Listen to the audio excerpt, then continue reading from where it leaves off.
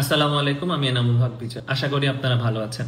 Last 4-5 দিন ধরে আমার পরিবার এবং আমার উপর দিয়ে যা যাচ্ছে সেটা আসলে কারোরই জানা নেই, শুধু জানা আছে আমার। আসলে বিস্তারিত অনেক কিছুই বলতে চাই, বাট আসলে ওরকম সিচুয়েশনে ছিলাম না, তাই আসলে কিছু বলা হয়নি।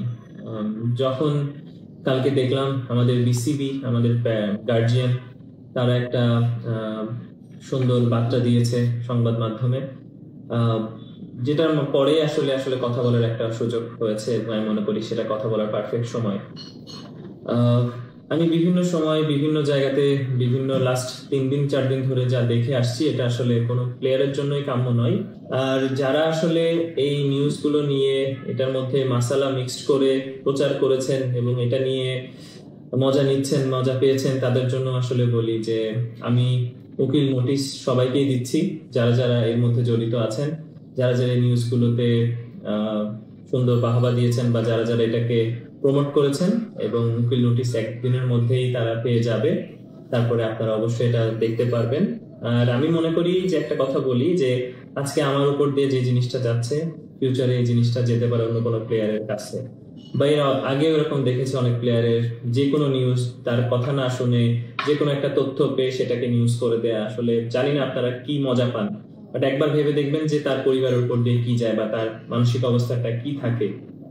সো একটা লাস্ট কথা বলি যে আসলে এটা খুবই অন্যায়, একজন প্লেয়ারের উপরে, একজন মানুষের উপরে ব্যক্তিগত আক্রোশ দিয়ে এটাকে আপনারা প্রমোট করেছেন, যেটা আসলে একদমই কাম্য ছিল না।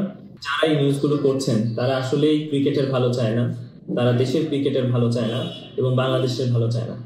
তো তাদেরকে আমি বলতে চাই, তারা এসব বন্ধ করুন এবং ক্রিকেটের পাশে থাকুন, ভালোবাসার মানুষের পাশে থাকুন। আর আমি অবশ্যই অবশ্যই আমার ফ্যান, ভালোবাসার মানুষ, কাছের মানুষ যারা পজিটিভ কথাবার্তা বলেছে, যারা আমাকে বিশ্বাস করে, আমাকে ভালোবাসে, যারা আমাকে সম্মান দেখিয়েছে, যারা আমার পজিটিভ ওয়েতে ছিল, আমার পাশে ছিল, তাদেরকে অসংখ্য অসংখ্য ধন্যবাদ যে তারা সবসময় আমার সত্যটাকে তারা প্রচার করেছে, যারা আমাকে ভালোবাসে।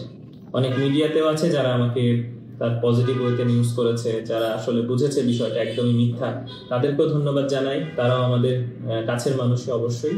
বাট যারা হলুদ সাংবাদিকতা করেন, যারা প্রমোশনাল সাংবাদিকতা করেন, যারা ভিউয়ার সাংবাদিকতা করেন, তাদের কাছে রিকোয়েস্ট, একবার ভেবে দেখবেন আপনার পরিবারের উপর দিয়ে এগুলো কি যেতে পারে বা আরেকজনের পরিবারের উপর দিয়ে কি যেতে পারে, যখন এটা আপনার না বুঝে, না দেখে, প্রমাণ বাদে আপনার একটা নিউজ করে বসেন।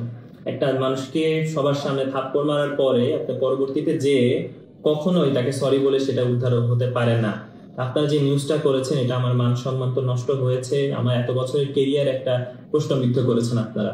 আমি ন্যাশনাল টিমে খেলতে চাই, এরকম নিউজের পরে আমার কি রকম কেরিয়ার হবে আই ডোন্ট নো, কেমন হতে পারে, কিরকম অবস্থায় থাকতে পারি আমি জানি না। বাট আপনাদের কারণে আমার কেরিয়ার আজকে হুমকির মুখে পড়েছে, আমার সম্মান আজকে হুমকির মুখে পড়েছে, আমার আর্থিক, আমার সামাজিক ভাবে আমি ক্ষতিগ্রস্ত হয়েছি, অসম্মানিত হয়েছি। এটার দায়ভার কে নেবে? আপনারা যতই সরি বলেন, যাই করেন, এটা তো উঠে আসবে না। আমি উকিল নোটিশ পাঠাচ্ছি, কালকে পরশুর মধ্যে এটা পেয়ে যাবে এবং এটা পাবলিকলি আমি প্রকাশ করব। আসসালামু আলাইকুম।